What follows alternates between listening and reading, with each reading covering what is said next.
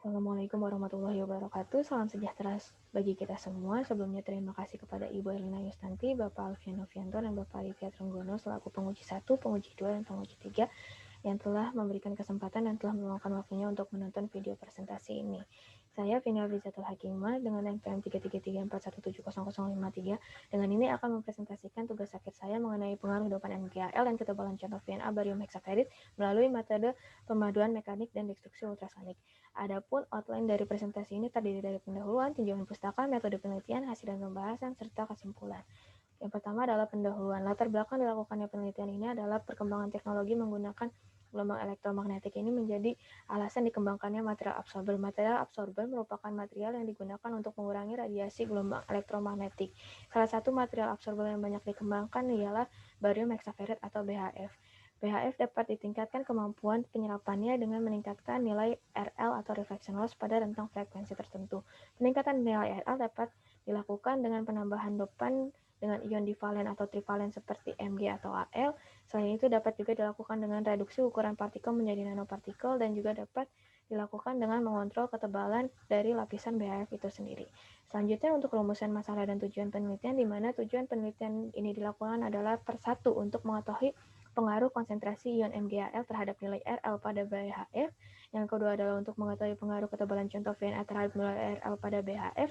Dan yang ketiga untuk mengetahui pengaruh proses destruksi ultrasonik terhadap nilai RL pada barium hexaferit. Selanjutnya, ruang lingkup di mana penelitian ini dilakukan di FT Untirta. Selanjutnya, serbuk BHF diproses dengan milling menggunakan metode wet milling. Serbuk nanopartikel diproses dengan proses destruksi ultrasonik. Dan material BHF dilakukan karakteristik SHD, SEM-EDX, VSM, VNA, dan PSA. Selanjutnya, hipotesis dari penelitian ini adalah penambahan ion MgAl pada BHF akan menurunkan nilai RL sehingga didapatkan RL-nya lebih dari 95%. Reduksi ukuran partikel dengan menggunakan proses destruksi ultrasonik juga akan menurunkan nilai RL. Semakin besar nilai ketebalan dari contoh VNA, maka akan semakin kecil nilai RL-nya sehingga didapatkan nilai RL lebih dari 95%. Selanjutnya untuk tinjauan pustaka, yang pertama adalah material penyerap gelombang mikro. Material penyerap gelombang mikro atau material absorber merupakan material yang didesain untuk mengurangi radiasi gelombang elektromagnetik dari peralatan elektromagnetik. Nah, material absorber ini memanfaatkan prinsip dari perubahan gelombang elektromagnetik seperti menjadi panas ataupun perubahan fase pada saat terjadinya pertemuan antara gelombang elektromagnetik yang datang dan gelombang elektromagnetik yang dipantulkan. Secara umum, material absorber dapat diklasifikasikan menjadi 4, yaitu berdasarkan jenis materialnya, berdasarkan bentuk, berdasarkan penampilan, dan berdasarkan frekuensinya. Material absorber didapatkan nilai reflection yang lebih tinggi, berarti material absorber itu memiliki penyerapan gelombang elektromagnetik yang sangat baik, di mana nilainya mencapai 99,9%. Salah satu material absorber yang banyak dikembangkan adalah BHF atau barium hexaferit, yang merupakan senyawa material magnet permanen yang memiliki senyawa kimia BHF E12O19 yang memiliki sifat magnetik, yaitu saturasi magnet yang tinggi, sehingga memiliki nilai reflection loss yang cukup baik pula. Selanjutnya, gelombang mikro yang termasuk gelombang elektromagnetik, yaitu gelombang yang memiliki medan listrik dan medan magnet. Pada gelombang elektromagnetik ini memiliki rentang frekuensi yang cukup luas sehingga dapat diklasifikasikan menjadi beberapa gelombang seperti pada gelombang 2.1, yaitu seperti gelombang radio, mikro, infrared, visible, dan lainnya. Gelombang mikro sendiri panjang gelombangnya terdiri dari 1 mm hingga 1 meter dengan rentang frekuensi 0,3 sampai 300 GHz. Dengan rentang frekuensi yang cukup besar pada gelombang mikro, maka secara internasional, gelombang mikro dapat diklasifikasikan menjadi beberapa jenis gelombang lagi seperti pada tabel 2.1. Gelombang mikro yang banyak kita temui ialah gelombang mikro X dan KU, yaitu pada frekuensi 8 sampai 18 GHz. Selanjutnya untuk sintesis perkembangan material penyerapan gelombang mikro selama 5 tahun terakhir, khususnya pada BHF, banyak dilakukan penambahan dopan seperti strontium, lanthanum, CO, MNTi, Zn, Zr, Ni, dan dopan MgAl untuk meningkatkan nilai reflection loss-nya. Selain itu juga terdapat penggunaan iradiasi ultrasonik untuk meningkatkan nilai reflection loss-nya. Sintesis BHF berbasis nanopartikel secara umum dapat diproses dengan dua metode, yaitu metode top-down atau metode fisika dan metode bottom-up atau metode kimia. Metode top-down dan metode bottom-up sendiri ini dapat diklasifikasikan menjadi beberapa metode kembali berdasarkan jenis nanopartikel yang akan dibuat seperti pada tabel 2.2. Metode top-down terdiri dari mechanical milling, nanolitografi, laser ablation, sputtering, dan thermal decomposition. Pada sintesis material absorber ini, khususnya pada BHF, beberapa metode yang umumnya digunakan pada penelitian akhir-akhir ini ialah ceramic route, microwave hydrothermal, microwave induced combustion, molten salt, salt gel, dan ultrasonic spherolysis. Pada penelitian ini digunakan metode ceramic route atau mechanical oiling atau pemaduan mekanik, di mana sintesis nanopartikel dilakukan dengan menggiling elemen berbeda di dalam atmosfer inert menggunakan milling dan annealing. Metode ini memiliki keuntungan efisien, sederhana, tidak menghasilkan limbah, dan hasilnya homogen. Proses pemaduan mekanik ini memanfaatkan gaya yang berasal dari bola dan jar yang menggerak ke arah material prekursor sehingga prekursor tersebut akan mengalami fracture menjadi beberapa ukuran partikel dan selanjutnya akan terjadi substitusi antara ion-ion dari material tersebut sehingga membentuk suatu material baru dengan ukuran yang baru. Hasil pemaduan mekanik dapat berbentuk dalam mikro dan nanopartikel. Apabila ukuran yang didapatkan belum sesuai dari pemaduan mekanik, maka dapat dilanjutkan dengan proses destruksi ultrasonik. Proses destruksi ultrasonik merupakan proses reduksi ukuran partikel dengan memanfaatkan gelombang ultrasonik yang dirambatkan pada zat cair, di mana pada zat cair tersebut akan membentuk gelembung yang akan terus bertumbuh hingga ukuran kritikalnya. Ketika telah mencapai ukuran kritikalnya, gelembung tersebut akan pecah dengan energi tertentu yang dapat memecah ukuran partikel-partikel yang sebelumnya menjadi ukuran lebih kecil, yaitu ukuran nanopartikel. Selanjutnya, untuk penyerapan gelombang mikro, di mana material absorber ini bergantung pada presentasi serapannya. Untuk material absorber yang baik, yaitu dengan nilai absorpsinya lebih dari 95%, berdasarkan tabel 23.3, maka dibutuhkan nilai reflection loss di atas minus 13 desibel untuk mendapatkan material absorber yang cukup baik. Selanjutnya, pengujian yang dapat dilakukan pada material absorber adalah lain pengujian XRD, pengujian VNA, pengujian VSM, pengujian PSA, dan pengujian SAM-EDX. Selanjutnya adalah metode penelitian di mana penelitian ini dilakukan dengan mencampurkan prekursor BaCO3, P2O3, MgO, dan AlO3 menggunakan PBM 300 rpm selama 20 jam. Selanjutnya dikeringkan selama 6 jam dengan suhu 100 derajat dan dilakukan sintering selama 2 jam dengan suhu 1200 derajat. Selanjutnya sampel dilakukan karakterisasi XRD, SAM-EDX, dan remilling. Setelah remilling, sampel dibasahkan untuk menjadi dua, yaitu untuk dilakukan pengujian VNA dan VSM, dan sampel yang akan dilakukan destruksi ultrasonik selama 2 jam.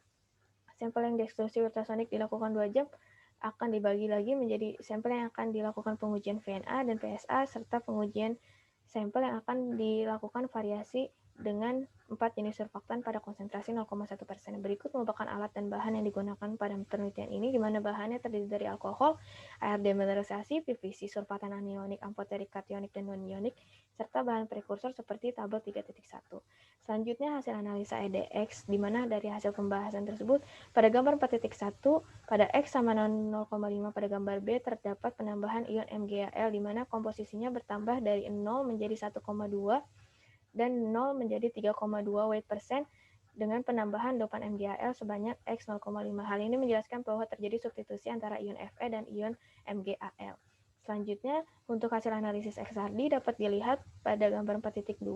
Berdasarkan analisa QualX didapatkan bahwa pada sampel ini didapatkan 100% fasa tunggal BHF dengan pola difraksi yang sama, yang membedakan hanyalah intensitasnya.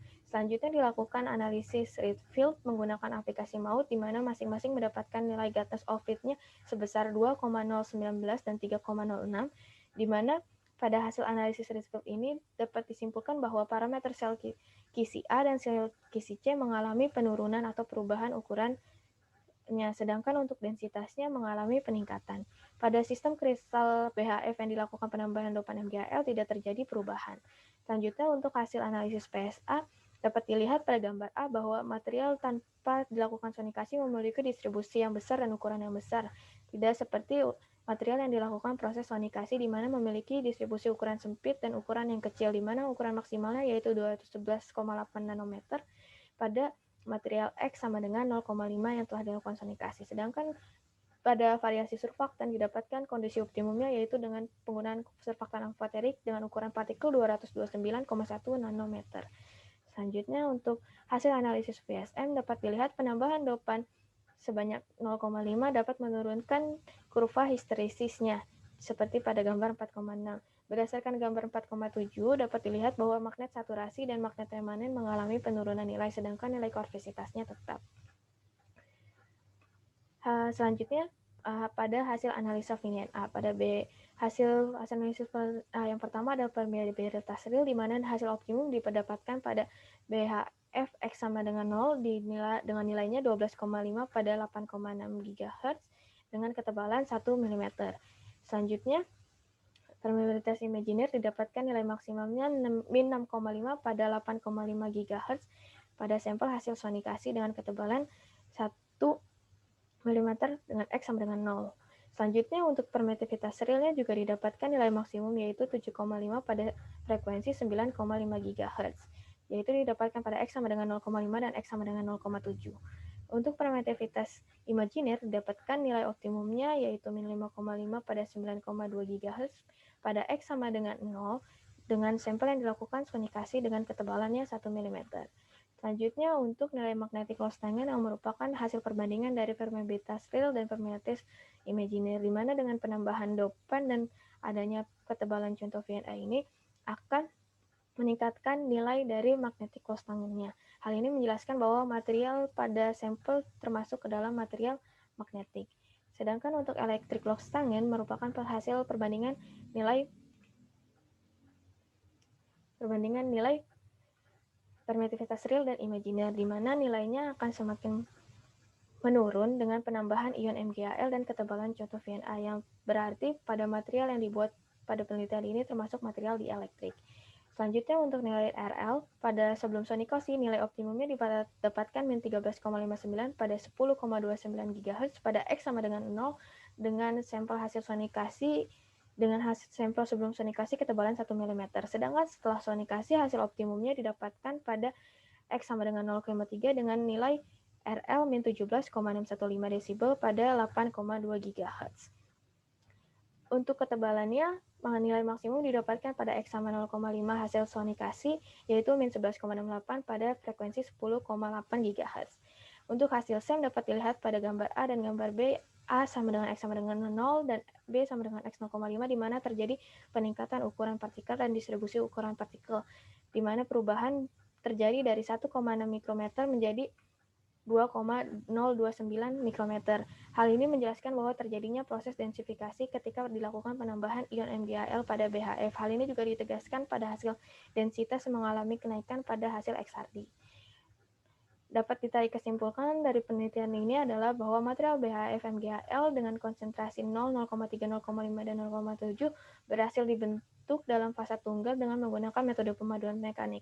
Penambahan MgAl menyebabkan proses densifikasi pada BHF yang menyebabkan ukuran partikelnya meningkat dari 1,6 menjadi 2,029 mikrometer. Selain itu juga dipertegas dengan hasil analisis XRD, yaitu dengan kenaikan nilai densitas dari 5,2 menjadi 5,3. Reduksi ukuran partikel dengan menggunakan proses destruksi ultrasonik ini berhasil mengurangi ukuran partikel dari BHF MgAl, di mana reduksi maksimumnya didapatkan pada X sama dengan 0,5, terjadi perubahan ukuran partikel dari 530 nanometer menjadi 211 nanometer. Penggunaan surfaktan yang optimum adalah surfaktan jenis amphoteric dengan ukuran partikelnya didapatkan 229,1 nanometer. Selanjutnya, penambahan dopan MgAl pada BHF MgAl dapat merubah hard magnet menjadi soft magnet pada BHF MgAl yang ditunjukkan dengan penurunan nilai saturasi magnet dan magnet remanen pada kurva histeresis. Selanjutnya, nilai permeabilitas dan permitivitas serta nilai loss tangen merupakan sifat elektrik dan sifat magnetik dari BHF MgAl yang dapat dipengaruhi oleh ion MgAl dan ketebalan contoh. Selanjutnya, peningkatan keukuran ketebalan contoh VNA pada BHF MgAl akan meningkatkan nilai penyerapan gelombang mikronya, di mana hal ini dibuktikan oleh pada sampel BHF MgAl X sama dengan 0,5 didapatkan RL min 11,68 pada frekuensi 10 GHz dengan ketebalan 3 mm. Sedangkan pada variasi konsentrasinya, BHF MgAl didapatkan kondisi optimumnya yaitu pada nilai RL-nya min 17,61,5 pada frekuensi 8,2 GHz dan min 15,432 desibel pada frekuensi 11,64 GHz, yang berarti material tersebut adalah dapat menyerap gelombang mikro sebesar 98%. Yang terakhir adalah proses diskusi ultrasonik berhasil mereduksi ukuran partikel dan meningkatkan nilai reflection loss.